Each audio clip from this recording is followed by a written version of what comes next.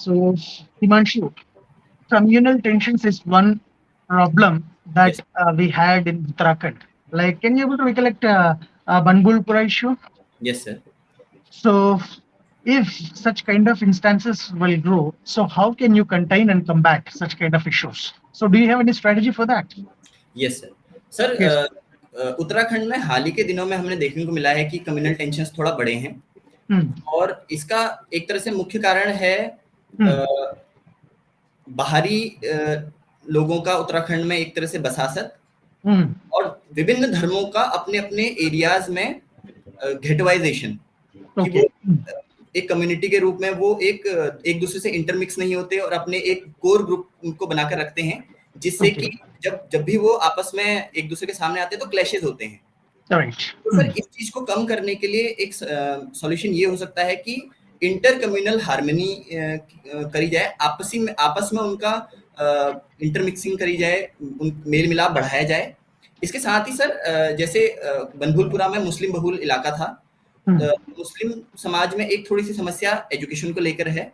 Okay. Hmm. इसलिए ये किया जा सकता है कि मदरसों में जो एजुकेशन है उसको थोड़ा सा मॉडर्नाइज किया जाए और उसको थोड़ा Okay. सा सेकुलर एजुकेशन की तरफ बढ़ाया जाए।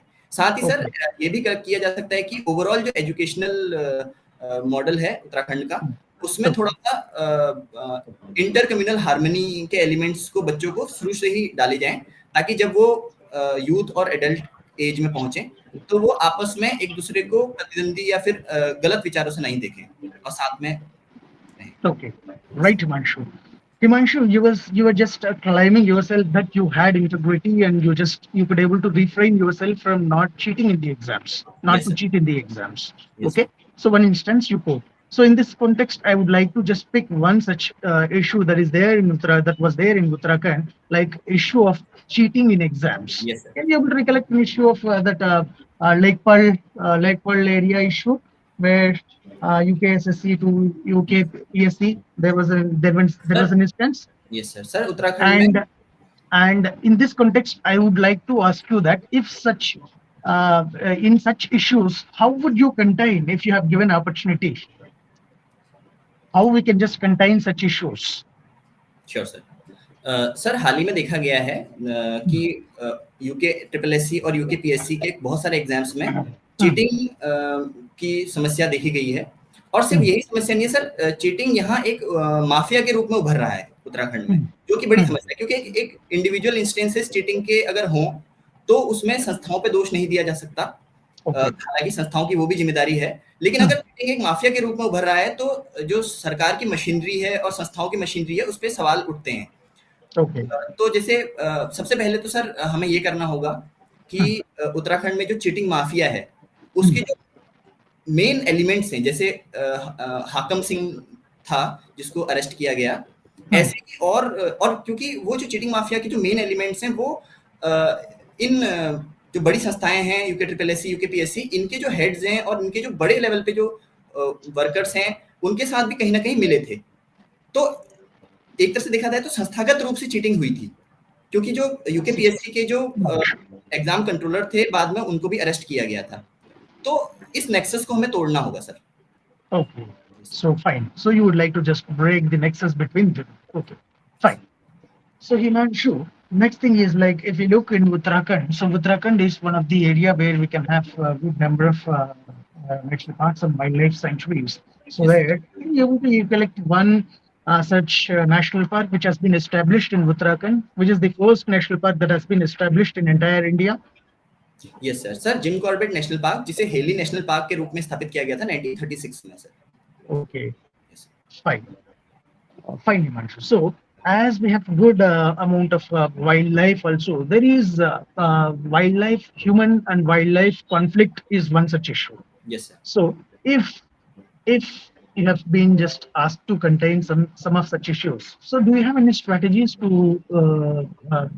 handle such kind of issues? Yes sir. Sir हाल ही में देखा गया है कि human wildlife conflict Uttarakhand में बहुत बड़ा है। Hmm, अगर हम उत्तराखंड की बात करें और इसके कारणों पे विचार करें तो hmm, उत्तराखंड में 560 से ज़्यादा बाघ हैं hmm, और हाथियों की तादाद भी बहुत ज़्यादा है और लेपर्ड्स भी 3000 से ज़्यादा लेपर्ड्स हैं। Okay. उत्तराखंड एक बहुत छोटा-सा स्टेट है और यहाँ देखा जाए तो बहुत बड़ी एक, अगर हम इन नंबर्स पे विचार करें तो बहुत बड़ी एक वाइल्ड लाइफ है। तो ह्यूमन वाइल्ड लाइफ कॉन्फ्लिक्ट होना काफ़ी पॉसिबिलिटीज़ हैं यहाँ। इसका कुछ कारणों में से एक ये भी है कि जो हमारे जंगल हैं, क्योंकि उत्तराखंड में 70% एरिया जंगल की आती है, यहाँ Okay. एनक्रोचमेंट कुछ हाल ही के समय में बहुत ज़्यादा बढ़ा है। Okay. जंगल की कटाई हुई है, साथ में जो प्राकृतिक आपदाएँ हैं जैसे फॉरेस्ट फायर्स, Okay. उनके कारण भी ह्यूमन एनिमल्स जो हैं अपनी कोर एरियाज़ को छोड़कर अपनी सीमांत पेरीमीटर वाली जो पेरिफेरल एरियाज़ हैं वहाँ आए हैं, और जिससे कि जो ह्यूमन हैबिटेशंस में उनका एंट्रेंस हुआ है, जिसके कारण मैन एनिमल कॉन्फ्लिक्ट बढ़ा है। इसके लिए सरकार ने काफ़ी सारी चीज़ें स्टार्ट करी हैं हाल ही में। ह्यूमन एनिमल कॉन्फ्लिक्ट के अंतर्गत 4 लाख से बढ़ाकर 6 लाख कॉम्पनसेशन की राशि कर दी गई है। ह्यूमन एनिमल कॉन्फ्लिक्ट जो है उसको कम करने के लिए बाढ़ की व्यवस्था हमारे नेशनल पार्क्स और इनके चारों ओर सुनिश्चित की जा रही है, और साथ ही एक बायो फेंसिंग, एक नई टेक्नोलॉजी जिसके थ्रू जो बिना एनवायरनमेंट को नुकसान पहुंचाए और पेड़ों की एक श्रृंखला के थ्रू बायो फेंसिंग करते हुए हमारे वाइल्ड लाइफ सेंचुरीज और नेशनल पार्क के अराउंड इसको कंटेन किया जा रहा है sir. Fine, Himanshu. You have addressed everything, but you haven't addressed my question. Yes, My sir. question was, do you have any unique strategy to just contain the issue of human-animal conflict? That Yes, was sir. my question. Sure, sir. Is there anything that with you, like what has been government done and what is there and why human-animal conflict is there? So these issues, I'm not interested. I would Yes. like to know, are you, means do you have any strategy, unique strategy with you? Yes sir. Sir मुझे लगता है कि sir हमारे जो sir एक ही तरीका है जिससे कि ह्यूमन एनिमल कॉन्फ्लिक्ट को बहुत हद तक कम किया जा सकता है, वो है ह्यूमंस और एनिमल्स के बीच में एक ऐसी एरिया डेवलप की जाए जिसमें वो आपस में वो ना मिलें। ये किया जा सकता है हमारे जो वाइल्ड लाइफ सेंचुरी और नेशनल पार्क हैं इनके अराउंड इको सेंसिटिव जोन्स बनाकर। Okay. तो सर इसके लिए प्रस्ताव गया है कि 16 इको सेंसिटिव जोन्स उत्तराखंड में बनाए जाएं, लेकिन सर अभी 3 या 4 ही नेशनल पार्क्स और वाइल्ड लाइफ सेंचुरीज हैं जिनके आसपास इको सेंसिटिव जोन्स बनाए गए हैं। तो मुझे लगता है इसको थोड़ा स्पीडली करना चाहिए हमें, जिससे कि वो एक दूसरे के संपर्क में ना आए। Okay. So under which act eco-sensitive zones can be established in India? Sir eco sensitive zones किसी एक्ट के अंदर नहीं आते, ये नॉन स्टैट्यूटरी एरियाज होती हैं। ये एक्चुअल में national wild life action plan जो भारत में लॉन्च किया गया था, उसके अंदर ये कहा गया था कि सारे भारत के जो नेशनल पार्क्स और वाइल्ड लाइफ सेंचुरीज हैं, उनके आसपास के लगभग 10 से 15 किलोमीटर के जो एरियाज हैं, उनको इको सेंसिटिव जोन्स डिक्लेयर किया जाए, जिसमें नॉर्मल ह्यूमन सेटलमेंट और इसकी परमिशन ना हो, लेकिन वहाँ पर रेगुलेटेड अमाउंट में ह्यूमन एक्टिविटीज को रेगुलेट किया जाए।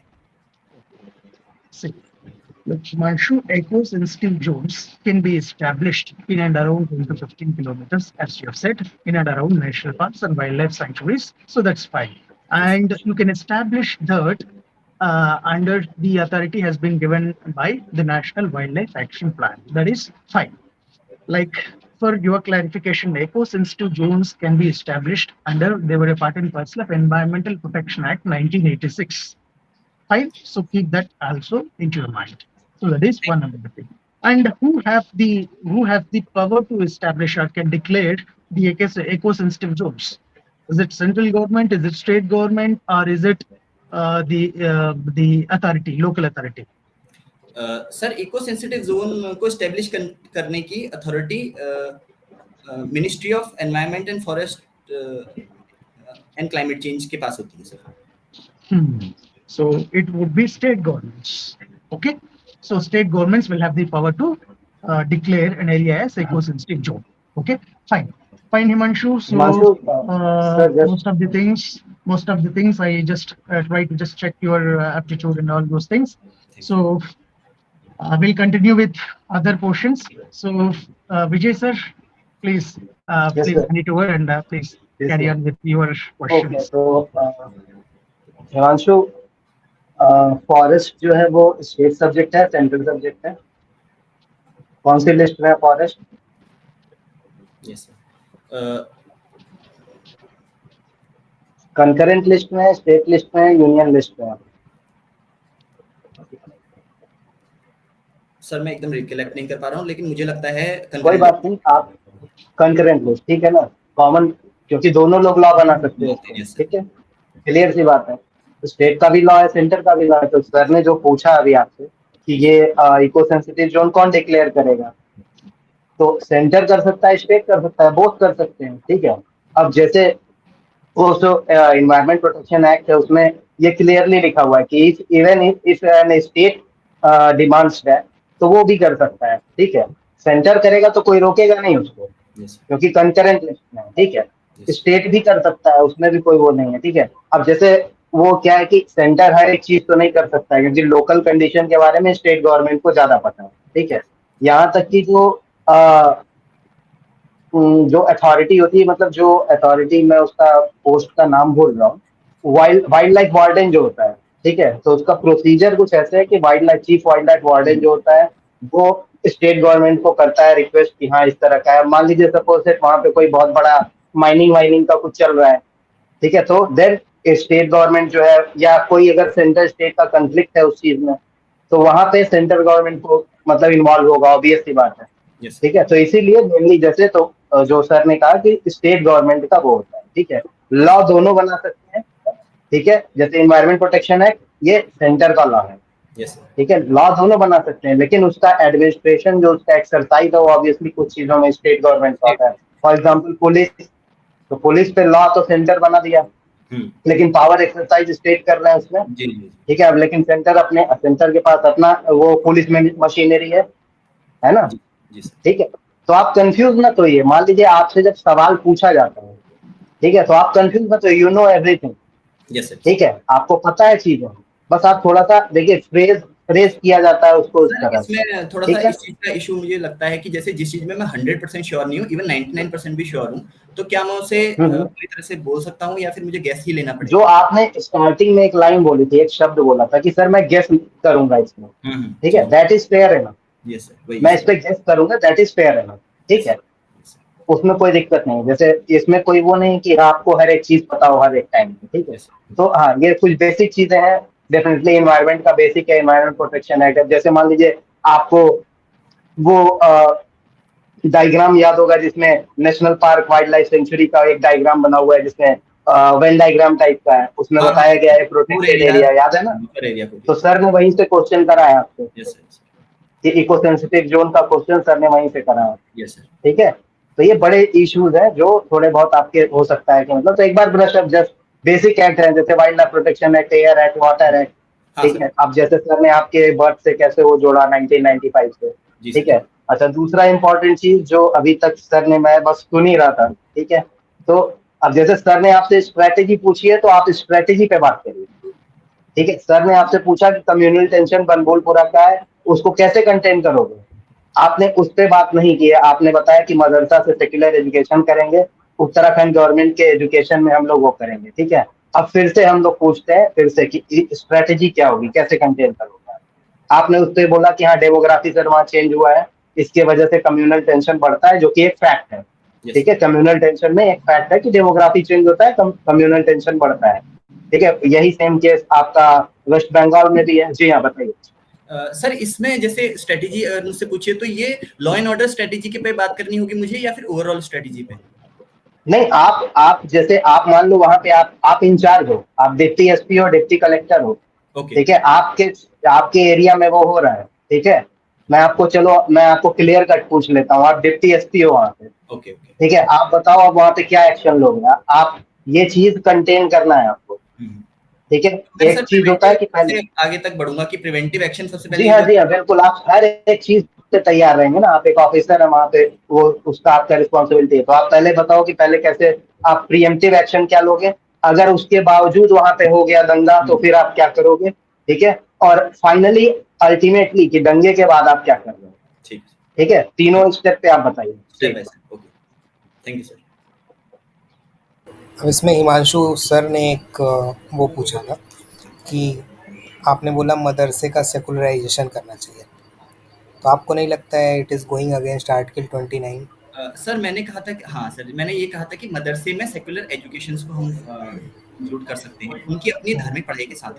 कुछ सेक्युलर एजुकेशन मीन्स जैसे क्योंकि मदरसे में कुरान और इस तरह की चीज़ें वहाँ पढ़ाई जाती हैं, इसके साथ-साथ जो नेशनल एजुकेशन में जो चीज़ें होती हैं वो इंक्लूड कर सकते हैं।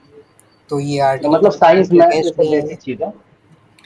सर कॉन्स्टिट्यूशनल के अगेंस्ट तो नहीं जाएगा, क्योंकि हर चीज़ राइडर्स के साथ ही कॉन्स्टिट्यूशन में दी गई है, कोई भी चीज़ एब्सोल्यूट नहीं है। तो अगर हमें धर्म को अपने मानने की स्वतंत्रता भी है, तो उसके साथ भी कुछ चीज़ें प्रिवेंटिव और कुछ चीज़ें जो नेशनल इंटरेस्ट में हैं, उसके साथ ही वो चीज़ें हैं।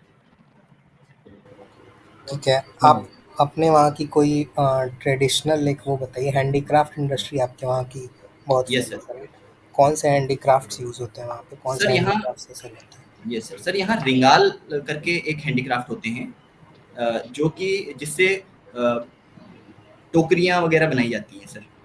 रिंगाल एक तरह की पहाड़ी घास होती है सर, जिसको सुखाकर उससे टोकरी वगैरह बनाई जाती है। वो बहुत फेमस हैंडीक्राफ्ट है सर यहाँ की, उसे जीआई टैग भी मिला है। नैनीताल को कहाँ पे रेफर किया गया है, किस पुराण में, ऐसा आपने सुना है, पढ़ा है? Sir yes sir, sir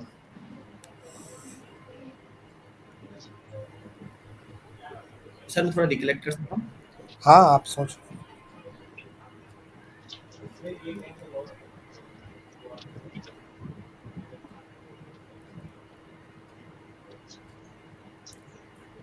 sorry sir, अभी एकदम मुझे याद नहीं आ पा रहा है। कोई नहीं, स्कंद पुराण में है, कोई चंद्र बात पुराण, नहीं। यस सर, सर ये अब वर्ड हाँ, फेमस रिवर कौन सी है आपके साइड की, आपके नैनीताल की? सर नैनीताल की जो फेमस रिवर है वो है गौला नदी। कोसी नहीं है? गौला तो उसमें आ जाती है ना, छोटी रिवर्स में, बड़ी नदी में अगर हाँ, देखा जाए। हाँ सर, कोसी नदी भी है जो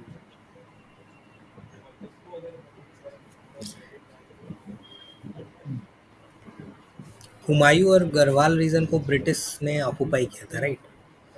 तो ये किस सन में हुआ था जब ब्रिटिश ने ऑक्यूपाई किया था इसको? सर कुमाऊं और गढ़वाल रीजन को जो गोरखाओं के अंडर था, ब्रिटिश ने ऑक्यूपाई किया था। सर 1814 और 1814 में गढ़वाल रीजन और 1815 में कुमाऊं रीजन को ब्रिटिश ने ऑक्यूपाई किया था।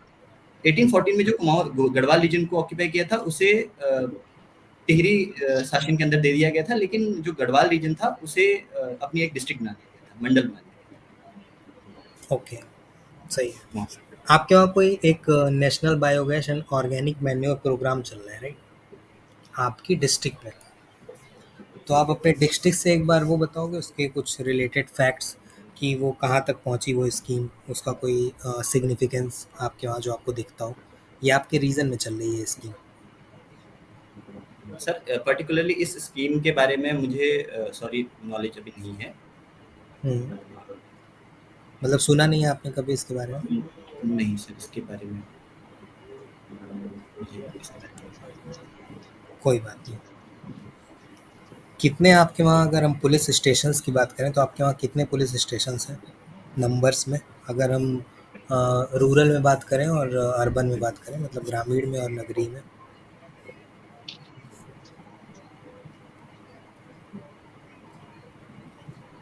सर एग्जैक्ट नंबर मुझे नहीं पता, मैं गैस ही कर रहा हूँ। रेलवे स्टेशंस कितने हैं जहाँ पे हॉल्ट होती हैं ट्रेनें आपके वहाँ नैनीताल में? सर नैनीताल डिस्ट्रिक्ट में दो ऐसे रेलवे स्टेशन हैं जहाँ ट्रेन हॉल्ट करती है। एक बार देख लीजिएगा आप, वो 6 हैं, और पुलिस स्टेशन 3 है, और नगरी में 11 है, मतलब अर्बन में। ठीक है। लोकसभा की कितनी सीटें हैं वहाँ पे? सर लोकसभा की उत्तराखंड में 5 सीटें हैं। पक्का हो आप, मतलब टोटल उत्तराखंड की बात कर रहे हो आप, राइट? हाँ सर, लोकसभा की 5 सीटें आवंटित हैं। नैनीताल से कितनी जाती हैं? सर नैनीताल में पर्टिकुलरली कोई सीट नहीं है, अल्मोड़ा की सीट है जो नैनीताल जिसमें कवर होता ठीक है। चाइल्ड सेक्स रेशियो क्या है आपके वहाँ का? है। सर 880 के आसपास है, मुझे एग्जैक्ट नहीं पता। अच्छा, मतलब ठीक है, तो फैक्चुअल थोड़ा सा आप एक बार देख लेना कि कौन कौन सी चीज़ें हैं। ठीक है सर। ठीक है,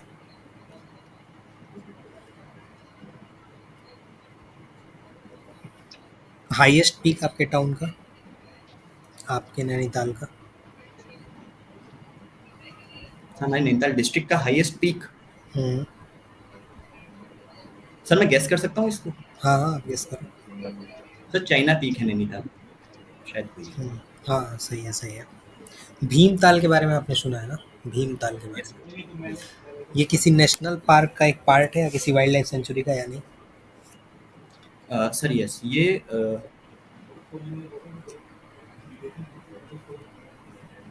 नंधौर वाइल्ड लाइफ सेंचुरी का पार्ट होना चाहिए सर, मैं पूरी तरह से श्योर अच्छा, इस पे आप श्योर नहीं हो? नहीं सर। कोई नहीं, ठीक है, थोड़ा सा मतलब फैक्चुअल पे एक बार आप देख लेना। और ठीक है। यूसीसी का एक मुद्दा आपने सुना होगा, आपके उस वहाँ पे हो रहा है। फर्स्ट इंडियन स्टेट कौन सा है जिसने यूसीसी अप्लाई किया था? सर उत्तराखंड पहला ऐसा इंडियन स्टेट है जहाँ यूसीसी एक लॉ के रूप में लागू हुआ है। हालांकि गोवा में भी यूसीसी है, लेकिन वो पोर्तुगीज समय से चलता हुआ आ रहा है। तो इंडियन स्टेट अगर हम कहें तो उत्तराखंड पहला स्टेट है। तो यूसीसी कौन सा प्रिंसिपल है? अगर हम डीपीएसपी में देखें, गांधीयन में आप इसको देखोगे या लिबरल प्रिंसिपल में देखोगे? सर मैं इसको लिबरल प्रिंसिपल के रूप में ज़्यादा रखूंगा। ये आर्टिकल 44 के अंदर डीपीएसपी में दिया गया है, हम्म, क्योंकि सेक्युलर लिबरल प्रिंसिपल्स जो हैं वो सेक्युलरिज्म की तरफ ज़्यादा बात करते हैं, इसलिए मैं इसे लिबरल की तरफ लिखूंगा। फंडामेंटलिज्म के बारे में आप बताओगे, फंडामेंटलिज्म क्या होता है?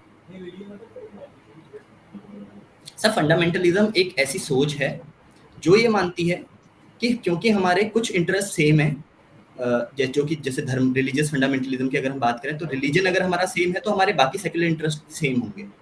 और जो इस रिलीजन या जस्ट जो इस ग्रुप का पार्ट नहीं है वो हमारा एनिमी है, वो इस तरीके से देखता है। ये एक सोच है सर। तो आपके वहाँ जो कम्युनल टेंशन्स बढ़ रही हैं, आपको क्या लगता है जो हमारा इंडियन फ्रेम ऑफ सेकुलरिज्म है, वो यस सर। उस चीज़ को अपहोल्ड करने में राइट है? मतलब उसके प्रिंसिपल्स आप बताओगे, इंडियन सेकुलरिज्म के कौन से मेन प्रिंसिपल हैं जो इंडियन फॉर्म ऑफ सेकुलरिज्म है? Sir Indian form of secularism एक पॉजिटिव फॉर्म ऑफ सेक्युलरिज्म है, हम्म, जिसमें किसी भी धर्म को स्टेट से दूर नहीं किया गया है, बल्कि स्टेट जो है वो हर धर्म को बराबर रूप से अपने पास रखता है। हम्म। इसलिए मुझे लगता है कि सेक्युलरिज्म के मामले में हमारा देश जो है वो किसी भी तरीके से गलत नहीं है सर। इसके साथ ही कुछ लेकिन धार्मिक रूप से अगर हम देखा जाए तो जो कम्युनिटीज हमारे भारत में हैं, इंडिविजुअल लेवल पे थोड़ा सा हमें उन पे वर्क करना पड़ेगा। लेकिन एक प्रिंसिपल के रूप में अगर हम देखें तो हमारा कंट्री मुझे लगता है ठीक है, क्योंकि हम पॉजिटिव सेक्युलरिज्म से वर्क करते हैं। तो स्टेट इंटरफियर करता है या नहीं? धार्मिक मैटर्स में स्टेट इंटरफियर करता है, ऐसा आपको लगता है कि या नहीं हमारे वहाँ? सर मुझे लगता है कि जितना ज़रूरत होता है स्टेट उतना इंटरफेयर करता है, जितना इस देश की इंटीग्रिटी और नेशनल इंटरेस्ट को मद्देनजर रखते हुए करना चाहिए, उतना ही स्टेट करता है। अननेसेसरी स्टेट उसमें सॉरी रिलीजियस अफेयर्स में स्टेट इंटरफेयर नहीं करता। तो आपको नहीं लगता है हमें इस प्रिंसिपल को चेंज करना चाहिए, जैसे फ्रांस में है कि लॉ और जो स्टेट है और वो एकदम स्ट्रिक्ट सेपरेटेड है, ताकि कम्युनल टेंशन्स कम हो? आपको ऐसा नहीं लगता है? सर हमारे मुझे वहाँ लगता है प्रिंसिपल्ड इक्वल डिस्टेंस, ऐसा एक प्रिंसिपल फॉलो किया जाता है, आपने सुना है कभी? Yes sir. तो प्रिंसिपल्ड इक्वल डिस्टेंस क्या है?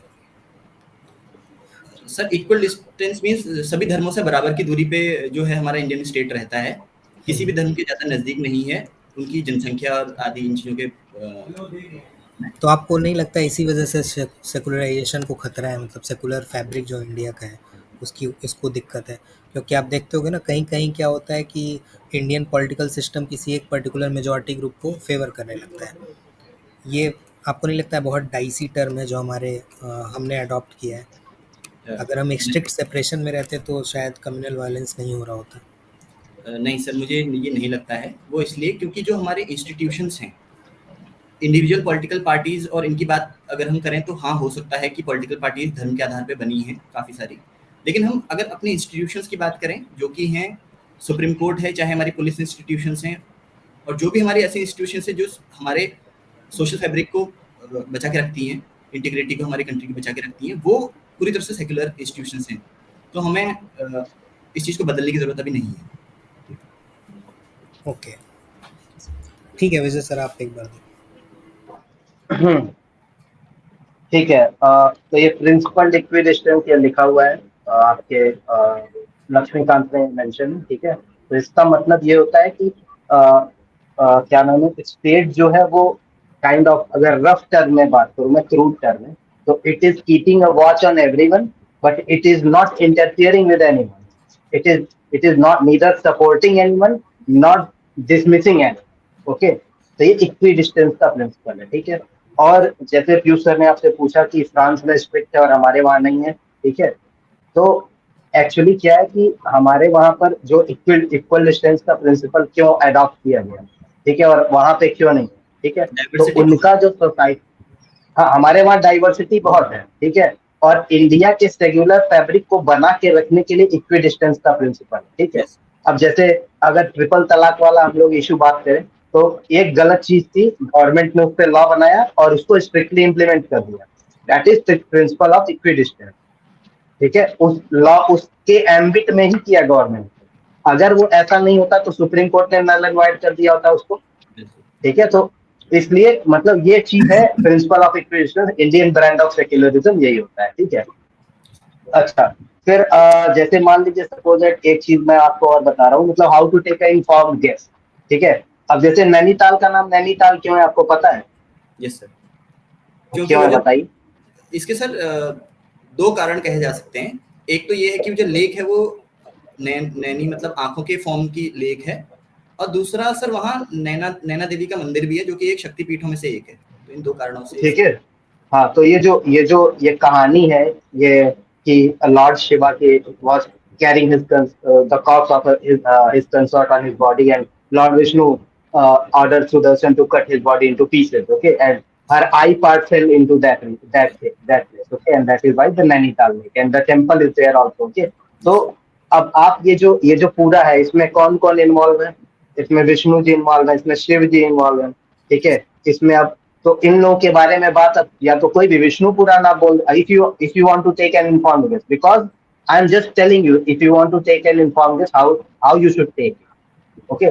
तो कैसे आप कर रहे हो, क्योंकि पुराण 108 हैं, ठीक है। तो आप ऑब्वियसली हर एक पुराण किसी न किसी पुराण में और मेंशन होगा, इसमें कोई वो नहीं, ठीक है। तो अब जैसे स्कंद पुराण है, जो कि फैक्ट बात है, स्कंद पुराण है, उसके अलावा एक विष्णु धर्मोत्तर पुराण भी है, उसमें भी ये बात लिखी गई है, ठीक है। तो अब ये दोनों लोग इन्वॉल्व है, Skanda, who is Skanda, the son of lord Shiva, okay. तो उनको मतलब वो आप इन्फॉर्म गेस ऐसे ले सकते हो, ठीक है। अच्छा, उसके बाद जो आपके वहां से है, जैसे सर ने पूछा कि भीमताल जो है वो किसका पार्ट है, ठीक है। तो वो आपने मतलब अपने वहाँ का लोकल का वो बताना है, ठीक है। जो आपका लोकल है उसके आपको लिंक भेज दिया जाएगा, एक बार जस्ट गो थ्रू, आपको वहाँ के लोकल के फैक्ट पता लग जाएंगे।